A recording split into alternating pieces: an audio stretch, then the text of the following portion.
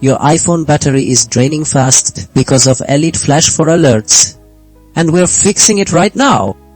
Many users experience significant power loss when this visual alert feature constantly activates, rapidly depleting your device's charge. First, let's tackle method 1, simply opening your settings, navigating to accessibility, then audio-visual, and toggling LED flash for alerts OFF. This immediately stops the constant light flashes that consume excessive power. If that doesn't fully restore your battery life, the issue might stem from overall notification overload.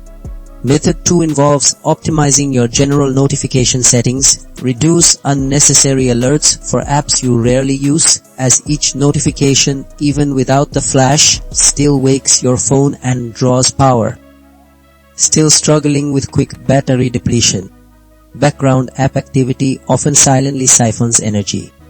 Method 3 guides you to general settings, then background app refresh, where disabling refresh for non-essential apps prevents them from consuming power when idle. Finally, if persistent drain continues, a deeper system refresh could be necessary.